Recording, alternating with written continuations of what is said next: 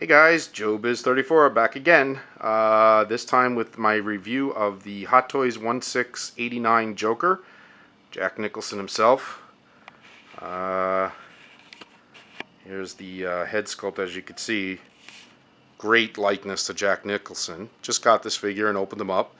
Now, the way I'm going to start off reviewing him is not exactly how he came in the box by default. The outfit and hands and head came just like you see here out of the box. The only thing is I did change the coat out. And I will pause the video and change the coat so you can see. This is the tuxedo coat that he comes wearing by default in the box, which also looks great on him. And then they give you the alternate trench coat that he wore later in the film.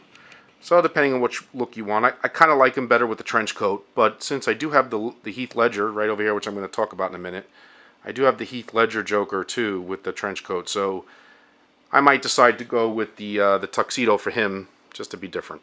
Either one is accurate to the film, just different periods. Now you see this little pink flower here that you see?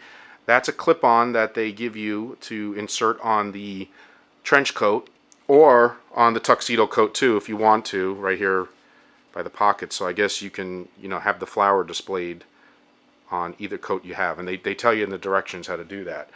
So really quick, it's a simplistic figure. There's not much to it. It's him. He looks great. Here's him with the hat off. And if that doesn't scream Jack, I don't know what does. The PERS system is pretty similar. So here's the back of his head. And there you can see. It comes right off. And there's the little lever to move his eyes around. And as you can see, it's connected by magnets. Okay, and it does blend in pretty well. When you put it back and you get it into place, it's hidden. not completely. You can kind of see, you could see a separation there, but for the most part, it's blended in with the hair pretty well. Now the one complaint I have, and I had to pause this video once already because when I went to turn him around, the one thing I will say is, and this is common with a lot of Hot Toys figures I notice, is that a lot of times the feet are loose. He kind of it kind of wants to lean over and fall. See? And on this figure it's kind of noticeable. Now there's other Hot Toys figures I've had in the past that do the same thing, but on mine, the feet are a little loose. And that's okay. That's what you got the stand for and stuff, which I'll show in a minute. But it does get me a little worried. I'm going to just move the camera because I'm just going to balance him out. But see, I'm having trouble balancing him. So standing on his own, not quite as well as some other Hot Toys figures I've owned. I'll put his hat back on. Okay, so I don't know if this is just a problem with the one I have, or if that's just tends to be an issue, but there he goes. Once he gets balanced, he stands. But just be leery of that if you plan on displaying him or any Hot Toys figures without a stand. Just keep that in mind.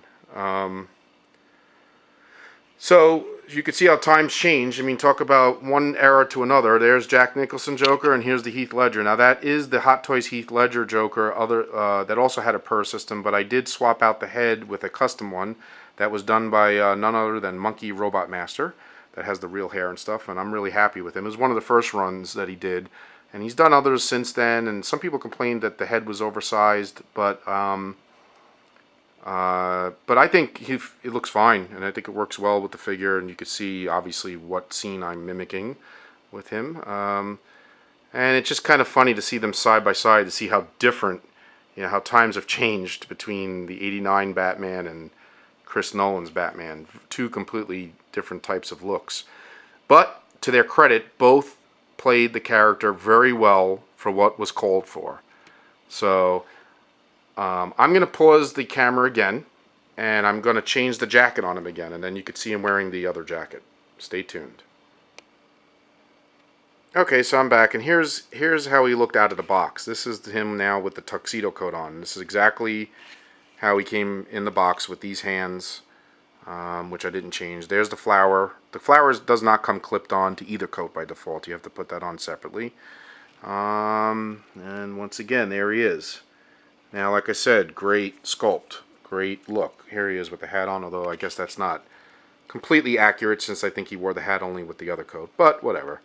So on to the box and the accessories. Here's this is what the coat was wrapped in, and it was wrapped around this hard shell plastic to keep it neat, and it comes in this part of the box right here, like so. Okay, and as you can see, there's other hands here. My camera strap getting in the way. There's the other hands, extra pegs, like, you know, the usual holding hands, gun holding hands. So you got a little variety to pick from. And then over here, as you can see, the Batman stand, typical, just like the other Batmans with the insignia, beautiful insignia. The lights, if you put batteries, there'll be lights displaying.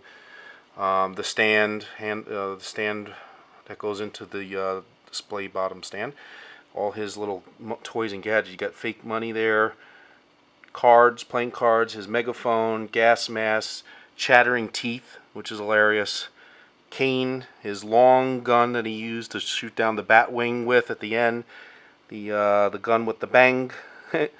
Couple remote control thingies there. All accurate to things he used in the movie.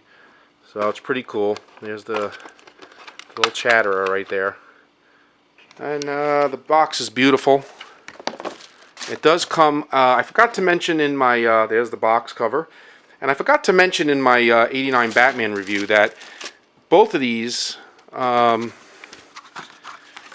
see if I can find it. Both of these, see how this comes with a Joker transparent little thing here that you could take out and you could shine a flashlight through. Okay, and it'll create the a Joker signal. And the Batman comes with one too, so you can make the bat signal, which I thought was hilarious. It's pretty cool. So you shine a flashlight and it'll make the insignia on the wall. Kind of like the, you know, I mean, obviously the Joker, this is just for fun. There was no Joker signal in this guy, but they do come with one with the 89 bats too that's just like this, and you take it out and you can shine a flashlight through it and it makes the bat signal. So I thought that was pretty awesome. So like I said, my final thought is I love the figure. Once again, it's definitely up there with Hot Toy standards. But you know, I have to give it, if I had to rate it from 1 to 10, I'm going to rate it about a 7, and I'll tell you why.